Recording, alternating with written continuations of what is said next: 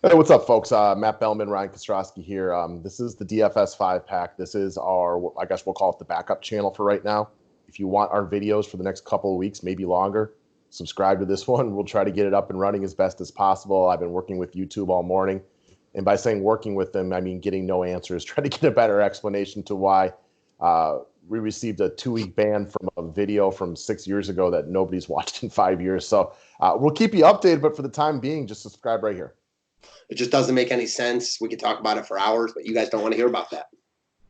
And if you do, some people do, some people don't. Anyways, guys, we will continue to talk about overlay fantasy sports, though. Congratulations to lifetime customer Ryan Monks.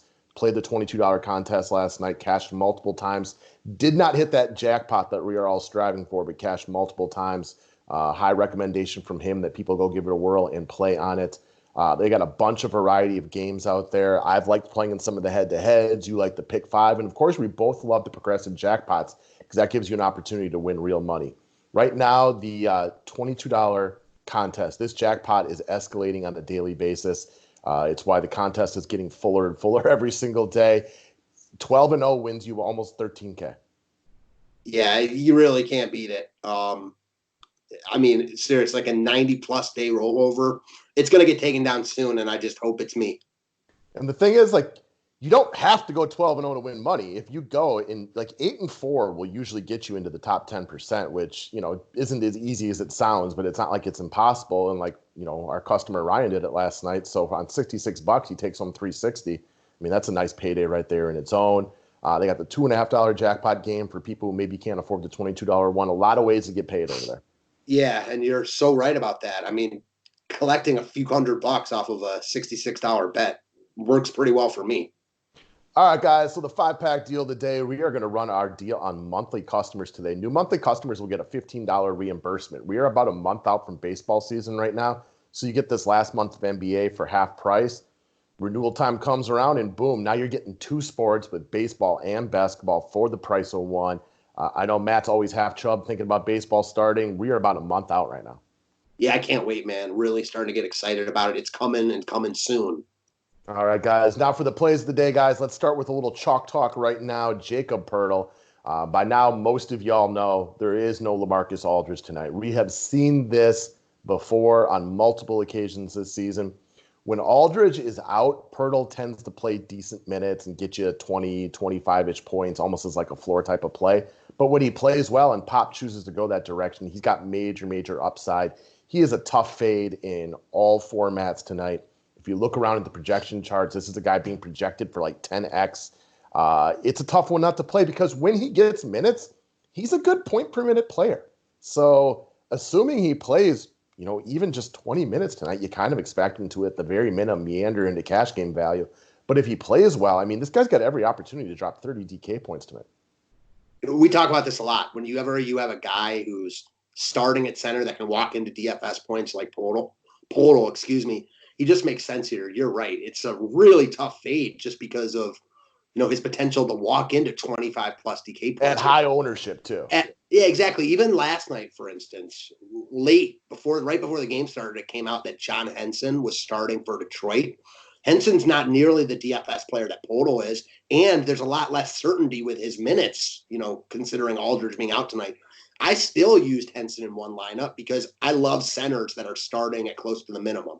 He wasn't great last night. He wasn't bad. I expect a better performance from Podol tonight. I think this game's competitive. We've read this book before, right? He just makes sense. Lock him in and move on. Exactly. All right, moving on down the list. So I'm going to try to talk about Aaron Gordon, just guessing what you're going to say about him. It's like a baseball play, right? Nobody in their right mind is going to spend $7,800 on him, but the way that he's playing right now, he's achieved better value on this multiple games in a row. He's got a great matchup. So it's kind of like when you pay $5,700 for a guy who should be $5,300 in baseball. Yeah, exactly. And one of those games came against this same Atlanta team, which certainly doesn't hurt matters here. So a guy that we follow in the DFS industry, DFS legend, posted before the last game, about how Aaron Gordon was in a good spot and he wasn't going to get any love. I started to think about that as the slate started. He was right. Another really good game at really low ownership, and we're going to see the same thing again today. Now, this is not going to last forever. This is going to come down. He's going to come back to earth at some point. However, We said that a couple games ago, and he's got 2 really good games since then. He's in another really good spot tonight. Big win for Orlando last game after trailing at halftime against Brooklyn, came back and rolled in the second half. I think they continue that momentum tonight. Again, he's far from a must at this price point, but the upside is real, even at 8K, which is something that we usually couldn't never say about him. It's a tough roster for me, and I'm sure you probably understand that. Yeah, He's also one of your guys and not one of my guys, right? Yeah, it's a tough roster for me. So for you, it's like, wow. Yeah, so I understand it, though. And again, Atlanta continues to be arguably the top matchup in DFS, right? Like, it's really back and forth between them and Washington. The Warriors are pretty darn good as well. But with the Warriors, you're almost always concerned about them getting blown out. And while Atlanta's terrible, in my mind, at least they're competitive more often.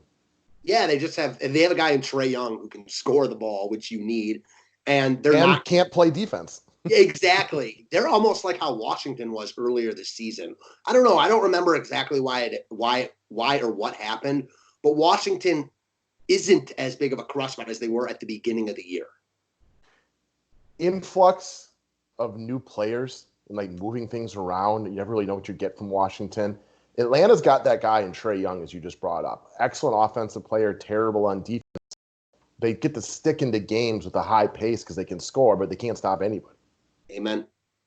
All right, next up, let's move down the list. Another guy, in my opinion, who's a tough fade tonight is going to be this little kid named Luca Dante at just over 10K. So he was balling last game, but because they won handedly, he never got his fourth quarter run. So he meandered into like 47 DK points in 25 minutes. This guy is a walking 60-point performance as long as the game is competitive. Now, San Antonio is going to be down one of their main players in Aldridge tonight, but the game is in San Antonio. So I don't know about you. I believe the spread's about 5 on this. I expect this game to be competitive. What are your thoughts on that? Yeah, I don't care that much about Aldridge missing this game in terms of how competitive they are. Like, yeah, he's good, but like they could get rolled with Aldridge. They could get rolled without Aldridge. They could win with him. They could win without him. 100% agree with you. So I think the game's going to be semi-competitive, which is all we care about. If you tell me the game sticks within 15 points and that Luka's 10-3, I would pretty much play him against anybody. Yeah, I agree with that. This line's also moving down as well. I see it at 4.5 at some places now. Only helps matters here. Yeah, there's no end of a back-to-back right here. He only played 25 minutes the other day. So in my mind, again, I've been wrong before. I'll be wrong again. I expect him, barring, freakish foul trouble and injuries, which we can't prepare for, that he's going to get his full allotment of minutes tonight. You know what I mean? Like, this is a young guy. They're not looking to only play him 25 minutes per game. They just happened to have a solid lead against Minnesota, and the bench was playing well enough that they never forced him back in the game. Outside of that, this guy has 60 points waiting to happen and only 10-3. That can happen in any game, but so much of a less concern here in San Antonio. I mean, even without Aldridge and facing Minnesota at home without Towns. On a back-to-back. Yeah, I mean, coming from Denver, 100% agreed. So I expect the game to be semi-competitive. Luka's 10-3. Luka is averaging 57 points this year. And in a game that you expect to be competitive, I kind of expect him to hit about his average, which is about a 5.7 ratio on 10K, and I'll take that every single day. Amen. All right, so here's your boy Mitchell Robinson. So when I first brought him up to you, you asked me about another center that's on this slate, which we'll get into in members only. That's hard not to at least take a look at, no doubt about that. But I'm really liking some Mitchell Robinson here. I don't know how much love he's going to get, but it reminds me a lot. Almost none. It reminds me a lot of a guy we used last night, Miles Turner. Doesn't get massive minutes, but starting to play more recently. Turner has had a subpar year, no doubt about that, but he played really well last night, and we called it because Charlotte gets destroyed inside. Much of the same with Mitchell Robinson tonight, coming off a really good game last time out against Houston. This is just a great spot for him. He's really affordable. This reminds me a lot of Turner last night. Again, he doesn't start. I don't feel as safe with it, but I think the upside's exactly the same. Well, you saw last night that Turner, I believe he had 8 blocks, if my memory serves me correctly. And Robinson might be, the best shot blockers in the game, Rudy Gobert, Brook Lopez, Miles Turner, and Mitchell Robinson might be better than all of them. He just doesn't play as many minutes, which is why he averages 2 blocks a game at probably 2/3 of the minute total, if not half. I don't want to say he's like a better shot blocker than them, but he's in that group. Right? Like, he might be, like, if all these guys played 30 minutes per game, Robinson could easily be the best of the group. Yeah, if Robinson played like normal starter minutes, he might lead the league in blocks for sure. So he's right up there. And that's one of the things that the Hornets are not good at. They got a bunch of young moving pieces. They try to get into the lane, but they get their shot blocked a ton. And that's where you saw Turner throw that block party last night. Robinson could easily throw up 3, 4, 5 blocks again tonight. Again, for me, he's a tough roster because there's a couple of centers I'm locking in already. We had this problem the other day as well. I think it was 2 days ago where there was too many centers and you couldn't play all of them. So I was looking at him this morning, but it was the reason I couldn't bring him up is because I already have Pirtle and a couple other guys I'm looking at. Because centers, I mean, that's the problem with the DK format, right? You can only play 2 of them. I do think that what was I going to say? You don't know because you're not in my head. But what I was going to say was that I don't know. It slipped my mind. So moving on. So again, he's going to be a low-owned center tonight. And if you feel the need to pivot off one of the more chalkier centers, I struggle to pivot off of Pirtle, but we'll discuss the other guys on members only. If you want the members only videos, go to the website, sign up for a membership. Half off for new monthly customers today. The nice part about even getting this YouTube ban is paying customers don't miss out on anything. Paying customers don't miss out on anything, like you said. And assuming we can get the word out on this channel, I mean, hopefully we can be up and running as kind of our backup channel. So let's get the word out, guys. Sounds good. Any help anybody can give, thumbs up, retweeting, posting it on Facebook, like, hey, this is where the DFS 5-pack is out, is always appreciated from us. This is how we pay to feed kids or, pay for food and drinks and, rent and homeowners and mortgage and all those things. Yes, sir.